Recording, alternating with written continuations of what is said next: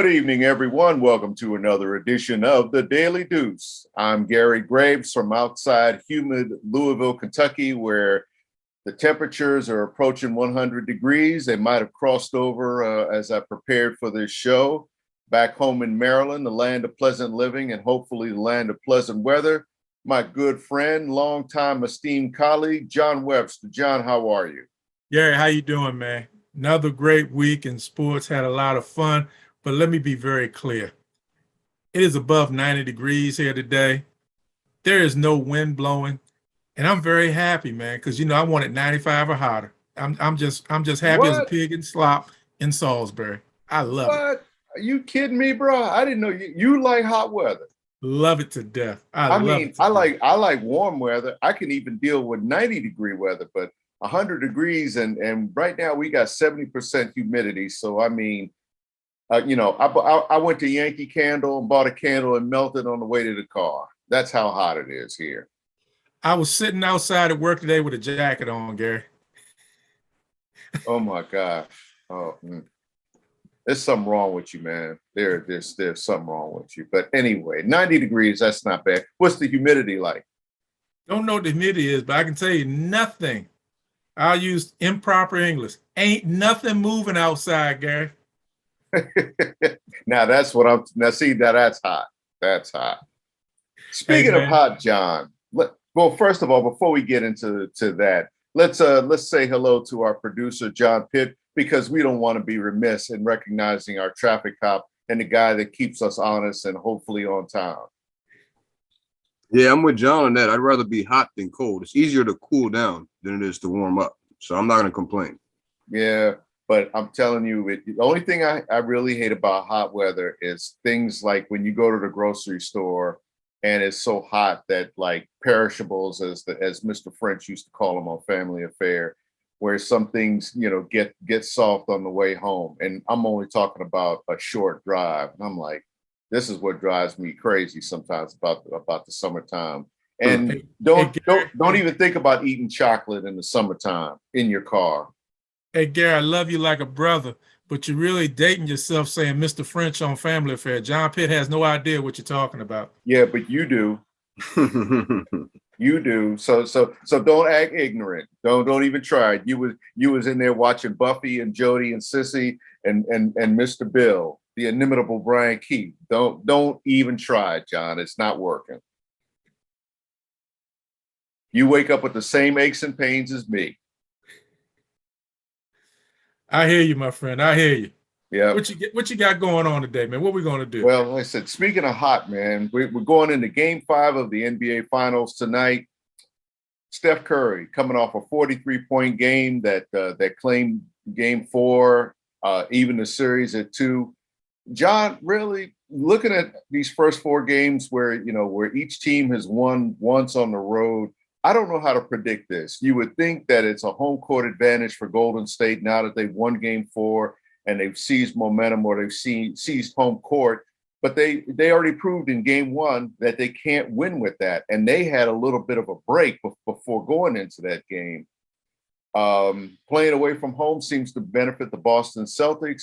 But right now, I don't trust them after that game because that was a game Friday night where they could have taken control of this series. We could have been looking at a clincher tonight for them in San Francisco or a possible clincher in Boston, but they blew it. They looked like the Boston Celtics that I dread watching sometimes, a team that looks every bit as young and inexperienced as they seem to be, given the ages of some of their players. And I mean, they just flat out blew it. Hey, Gary, let me just say this.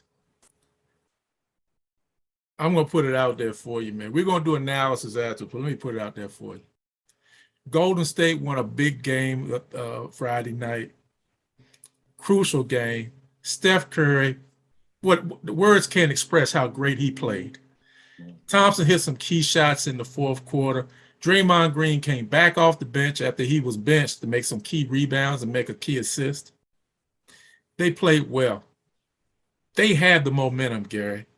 Boston, the Jaylen Brown and Jason Tatum, the Jays rather, they couldn't make clutch shots, and Marcus Smart again was shooting clutch shots. And then I keep saying back all the way to the Milwaukee series, he doesn't need to shoot those. He needs to get somebody else shooting them. It's good he has the confidence that he'll shoot it, but that's not who needs to shoot the shot.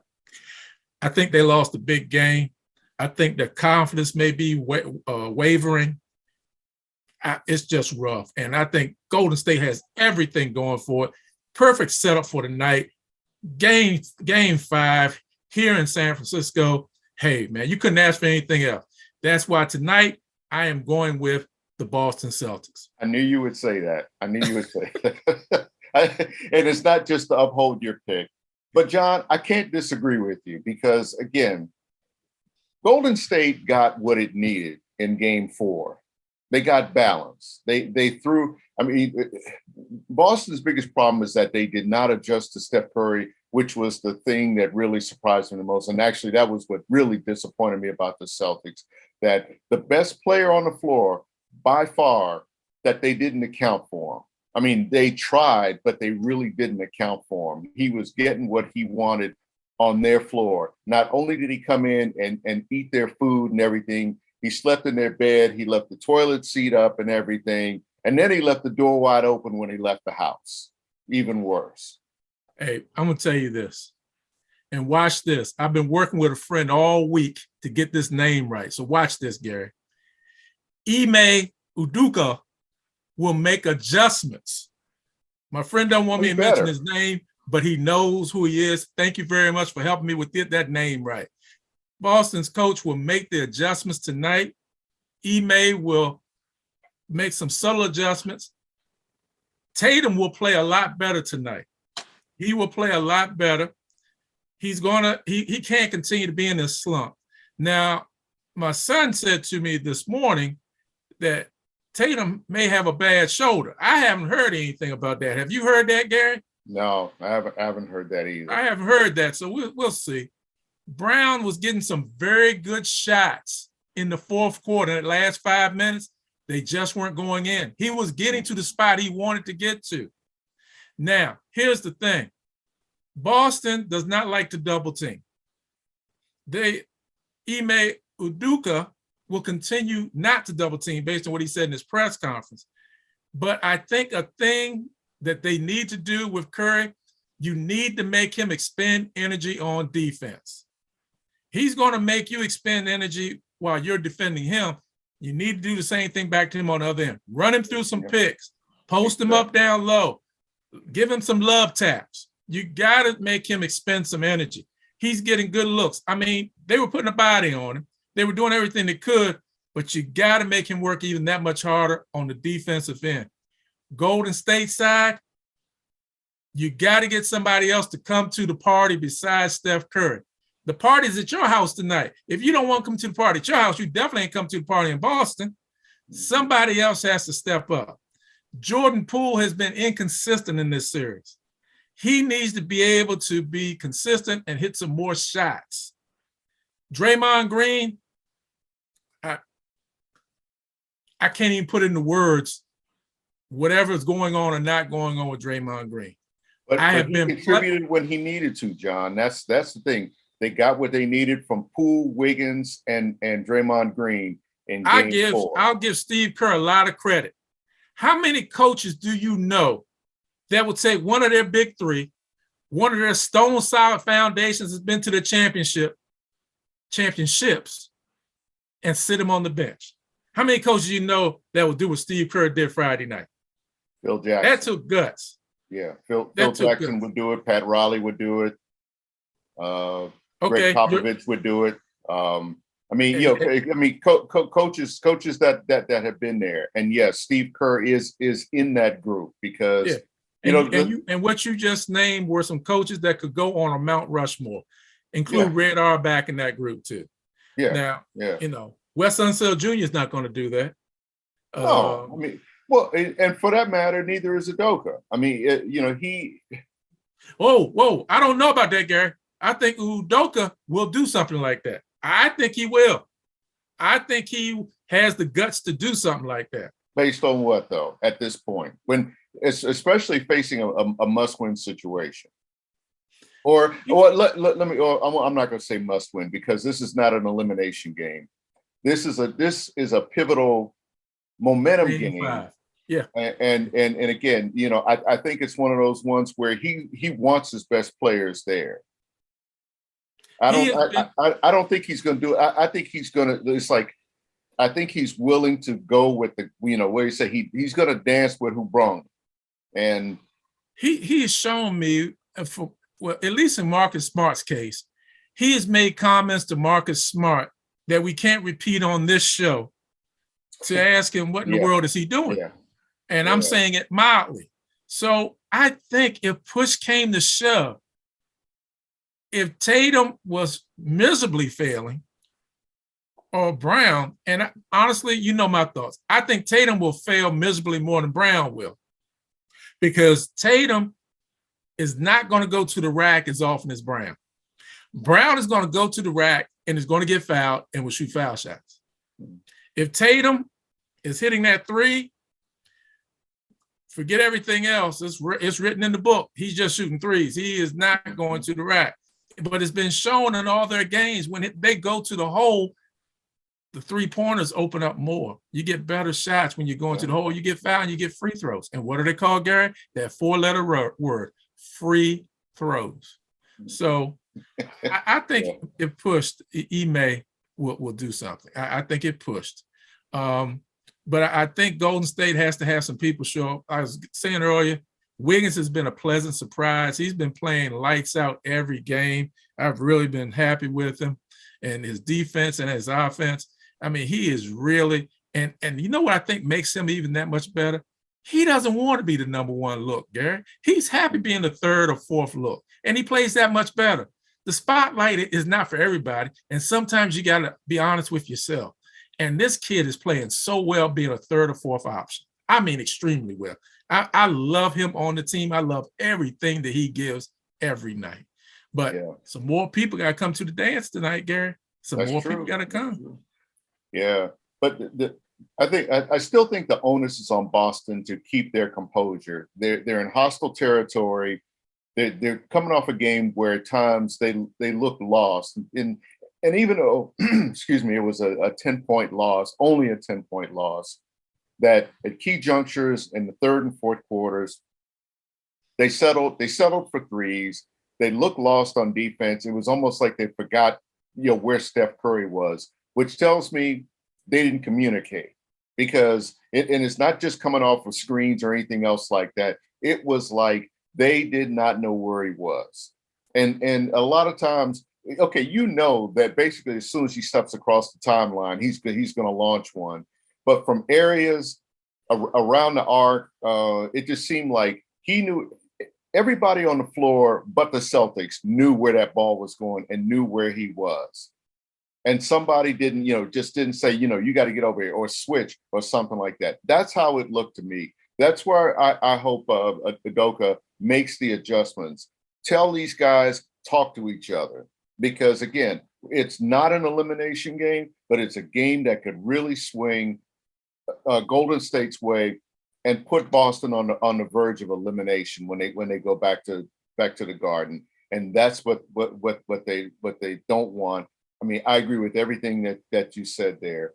The thing, I look at the Celtics, and I wish they would really do. They are bigger. They are more physical. I want them to flex their muscles. They can do that without committing a whole lot of fouls.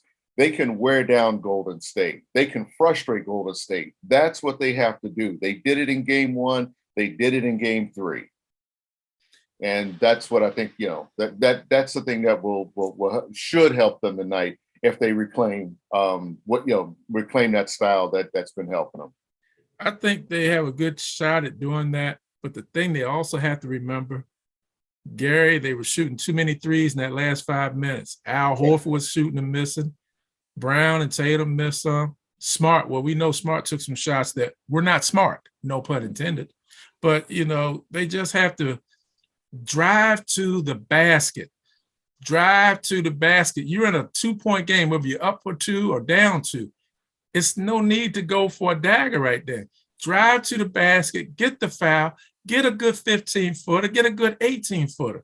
But, these kids nowadays, man, they see that three. everybody is not named Klay Thompson and Steph Curry. And they got to make the adjustment, and they also need to make Curry work on defense. Yeah, yeah. John, speaking of Curry, kind of on a side note, I heard this discussion that at first it sounded kind of ridiculous because I've always thought Steph Curry has established his legend, his credentials for the Hall of Fame are set. But I heard the discussion Saturday morning as to whether that was a defining playoff game for him. Again, it sounds strange considering considering his track record, but I forgot what he was averaging, what he's averaging in the postseason or in this series, and I want to say it's something like over 30 points a game. But was that really his signature game, in your opinion? In my opinion, Gary, this kid has had many signature games before that. I think what I will say, he is willing this team to where they are right now. He is putting them on his back and he's carrying them. I heard a comment this weekend, and I'm not sure I disagree with it. This reminds some people of, I guess, the 2016 Cleveland Cavaliers, where they had LeBron and Kyrie, and they just carried it. You look the other night, if Steph Curry is not hitting those shots, they don't stay in the game because nobody else is coming to the party until in the middle of the fourth quarter. Klay Thompson hit some shots and Looney hit a couple of layups. But I can't say this is a signature game for this kid because I think this kid has done many things even before Friday night to establish himself as one of the greats in this game right now in the NBA, if not of all time. I can't put into words what he does each night. You know what he's going to do. He's 6'3" and probably maybe about 185 pounds. You know he's not going to post you up. You know he's going to shoot a three. You know he's going to try to do a dribble move on you, and you still can't stop it. Yeah. He's not going to overpower you, and you still can't stop it. He's signature. It was a very great game. I give him credit. It was one of the best games, but I can't say signature because he's had a lot of signature moments even before this, in my opinion. Yeah. But that kind of effort, John, like you said, I think without it, they're looking at a 3-1 series deficit as opposed to a tie series. Yeah. All right, John, let's shift to something a lot cooler on ice. The Stanley Cup Finals start Wednesday night. Colorado Avalanche versus the Tampa Bay Lightning. So, Gary, I'll tell you what, Gary. Let's switch it up a little bit. You tell me, man. Tell me what's going to happen in this series. First of all, tell me about this Colorado Avalanche team and the series they had with Edmonton. I mean, I saw games 6-5, 8-6. I mean, are the Lightning going to be able to slow them down? They're going to have to. I think they can slow them down. Colorado is I'm not going to say that they've come out of nowhere because they've slowly been building to this point. It might be one of their strongest teams since, the early 2000s, the Peter Forsberg, Joe Sakic teams. I mean, they are a very, very strong team. At the same time, the Tampa Bay Lightning, they are defending two-time Stanley Cup champions. They're trying to become the first three-peat champions since, the New York Islanders from 80 to 83, which there've only been 5 three-peat champions in NHL history. This team, this Tampa Bay team, I think, is probably more resilient than the past 2 champions. The last 2 champions, okay, you can take away maybe the first championship, or the takeaway from the first championship is that they were a strong team. They really had to adjust to do it in a bubble. Last year's team was very, very dominant. They were very strong. There was no doubt about it. This team has taken a lot longer. I mean, they had to win 4 straight after falling down 2-0. They had to take the previous series to the limit to get to this next round. They've had to fight a lot harder. I don't know if that means, how much they'll have left in the tank. But when you've won 2 titles and they still have their core, their offensive core intact, I don't think that Colorado is going to dominate this series as much offensively because Tampa Bay can't turn it on. At the same time, Tampa Bay has really got to step up its defense. John, if you've watched enough hockey with the Capitals, that they're forechecking. Forechecking it means a whole lot. You got to keep teams from really getting the puck out of their zone, toward the other end. That's really gonna be key. They've got to be physical. They've got to have good goaltending. I mean, those things are obvious, but it's just like what we talk about in basketball. One way you take a team out of its game is really to try to slow them down in the backcourt. It's almost like say going, like applying a press or really, just playing that physical man-to-man defense. Tampa Bay is good at that. They're getting older, and I think that's the thing. Everybody says, "Well, this is Colorado's series to lose." I still think you've got to knock the champion off the mountain. And Tampa Bay, it's hard to win 1 championship. It's even harder to win 2. They're going to have a challenge to win 3. But that experience, that resiliency that they've shown so far in these playoffs, I think that can carry over. Fatigue, I'm not really worried about it. It's just how physical can they be? Not so much endurance, but physicality, which they're going to need against Colorado. So if I'm hearing you correctly, Mr. Graves, you are predicting a three-peat for Tampa Bay. Yes, I am. I think it's going to take 6 games, but I still feel like experience really matters in the playoffs, especially, again, once you get to those rounds. And the Eastern Conference, I think that's the thing that everybody forgets about how physical, how tough the Eastern Conference is, that it prepares you for moments like this. Now, again, I'm not going to take anything away from Colorado. They beat a pretty good Edmonton team, but the thing is, I think what surprised everybody where they've drawn attention is just by how much they dominated that series. That was the surprising thing because Edmonton was no slouch. That's another team, from past glory years that, they seem to be coming on. I really thought that they could win that series when it started, and Colorado just took them completely out of their game. I mean, they just like I said, they came in and they ate their food and left the lights on and all that stuff. So, but I'm still looking for Tampa Bay because you still have to beat the champ to be the champ. Well, you got me excited about it, Gary. I'm going to watch it, and I'm going to keep in mind what you say, Tampa Bay in 6. All right. So, John, I want you to take a deep breath because I'm going to talk about something near and dear to your heart.